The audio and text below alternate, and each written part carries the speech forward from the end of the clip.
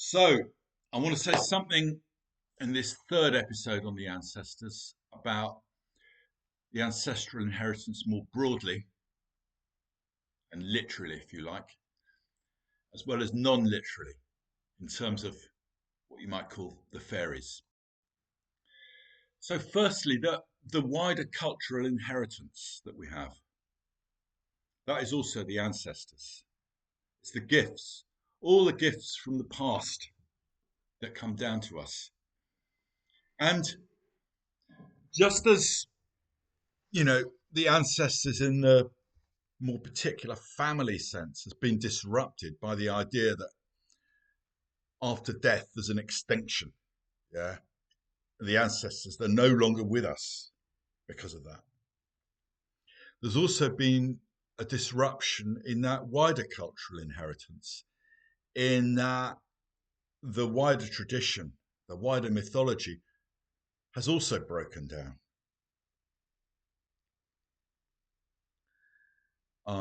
Because Christianity, which is the kind of holder and the bearer, the central mythology around which our culture revolved, has broken down.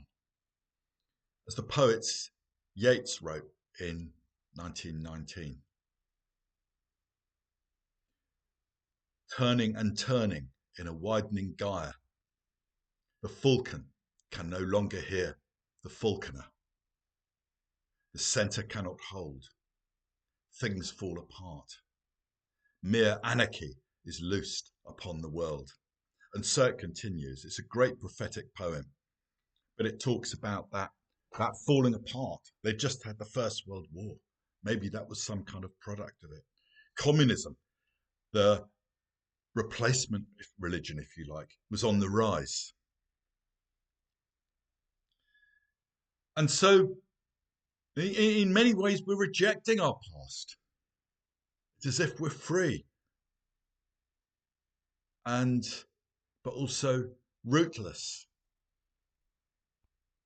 And so, this wider ancestral inheritance is something we need to find a way of coming to terms with and of engaging with it. Otherwise, we're just like Philistines. The value of it became clearer to me a few months ago when I started learning poetry. I started learning some poetry because I realized I needed to speak. That's why I started making these videos. It's not enough just to write. There's something in me that I have to give through speaking and that I have to express through speaking. And I began with learning poetry. And so, like those lines of Yeats just then, or the lines of Wordsworth from the last episode, to do with our birth is but a sleep and a forgetting. I mean, there's beauty in that. You can feel the beauty in that. Or there's the opening lines of Mary Oliver's Wild Geese. You do not have to be good. You do not have to walk 100 miles across the desert on your knees, repenting. You only have to let the soft animal of your body love what it loves. So I'm just giving you a few sort of opening snatches. I'm not going to inflict too much poetry on you. I don't know if you've read Hitchhiker's Guide to the Galaxy or one of those series, the Vogon Space Commander. He punishes people by reading them his poetry. That's really funny. Anyway, but learning this poetry and reciting it, I just do it to myself here. There's a beauty and a wisdom in it, and it was like it was rewiring me. Beauty, if you allow it in, rewires you. It changes you. It may be through poetry, it may be through music, it may be through art, it may be through novels. Whatever way, maybe through the natural world. There's all sorts of ways that beauty. What is beauty? I'm thinking out loud here. Maybe beauty is like the symmetry, the patterning of the universe, the perfect patterning. the perfect resonance and congruence that is in the universe, that maybe the medicine wheel is a pale reflection of. The medicine wheel is saying the universe is ordered, the universe is patterned. Yeah. But it's not patterned in the sense of like an equation. It's a living pattern. It's something that's always unfolding and changing, like a kaleidoscope that's moving. But at every point, there's a patterning and a beauty in it. And our cultural inheritance is the bearer of that. Our ancestral inheritance is the bearer of that beauty. And nowadays, our ancestral inheritance is worldwide. Yeah. We have access to all the world's beauty and wisdom through the internet as much as anything. So don't diss technology. Don't go, I'm shamanic and I'm anti-technology. That just diminishes us. No, not at all. It's like anything, like all technologies. They can augment us. And in this case, it augments us into being the inheritors of the whole of humanity's culture and the indigenous traditions too. We can read about the Aboriginal Dreamtime.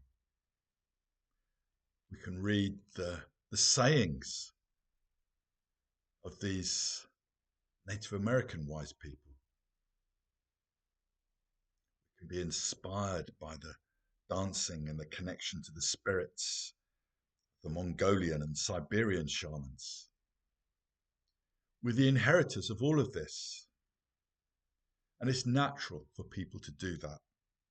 This is why you've got to be aware of the voices who cry cultural appropriation,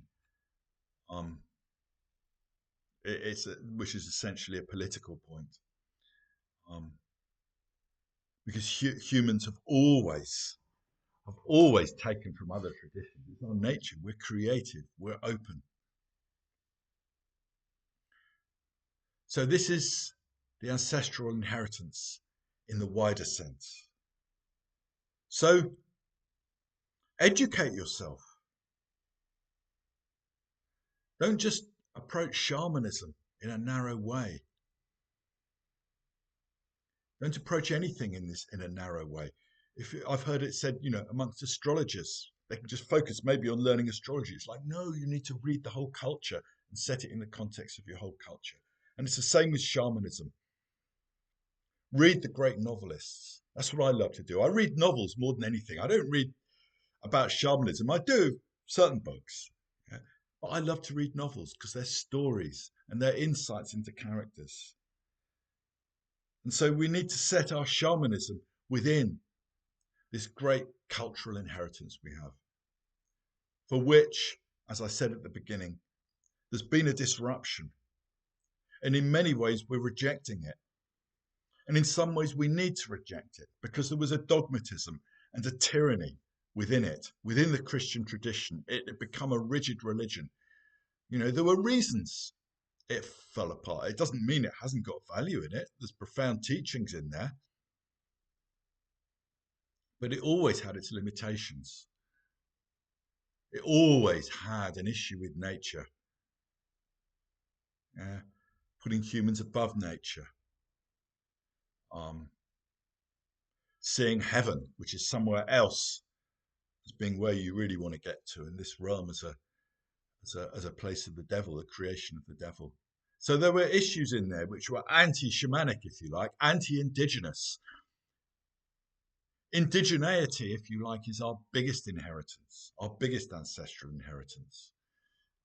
It's how people were for 99% of human history until these big collectives, their big religions, started to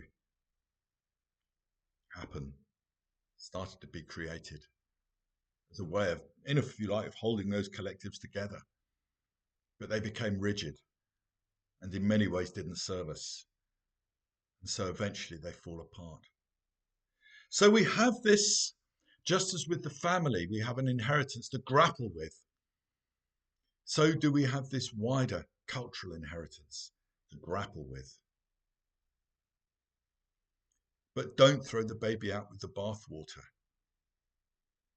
And make the effort to become educated, to become cultured, to know your culture. Otherwise, shamanism just becomes this one more little sect, one more little set of beliefs where you have these imaginary friends in the lower world and upper world that you go off to visit. But really, we need this wider culture within us, this knowledge. I mean, War and Peace, what a great book. But you need to apply yourself. It's over 1,000 pages. It's a great story, a huge panorama. That's part of it. It's Russian, but we have this inheritance from Russia. It's fantastic. Yeah.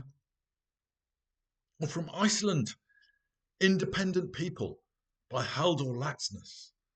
Yeah, he won the Nobel Prize. It's a great novel about a guy struggling to survive as a farmer in this hostile territory. And he's always up against it. But just the sheer beauty of the way Laxness describes the landscape and the life around this guy and the inner life of this guy and the struggles he goes through and just the sheer intensity of it. It lifts it outside of that bleak setting so that you can always, however bleak, there's beauty there. If you're in the desert, there's beauty there. And the great poets, the great writers, the great painters, they all show us that. And so we need to place our shamanism in this wide and deep cultural inheritance that we have. Get to know it. Make the effort. It does take effort, and we need to apply ourselves. We're used to having short attention spans. We're used to things happening quickly. You want to be a healer? Go on 6 weekends over a course of a year, and you'll come out the other end a shamanic healer. And it's not like that. It's like, yeah, you probably will do some good work, and it probably will change you, but it's so superficial, that approach. It's like our life, it needs to be in the context of this. We don't want to be shamanic Philistines.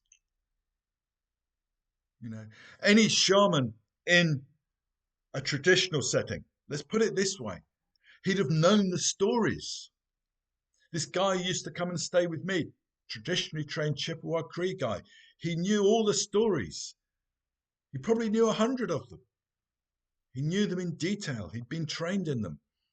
And he knew their meanings. He could expound them. So this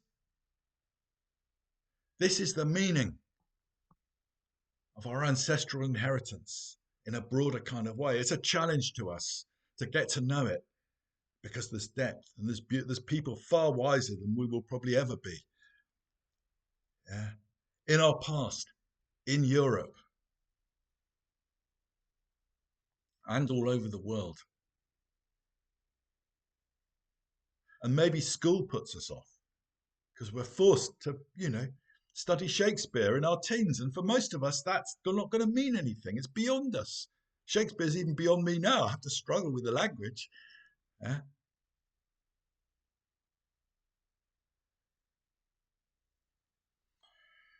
Okay.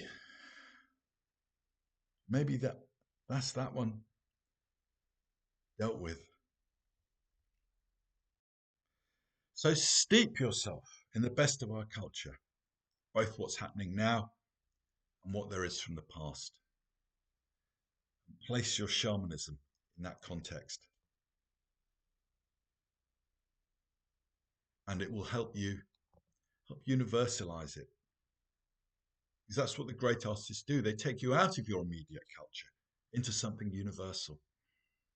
And that's also why it's good to read or watch or look from around the world.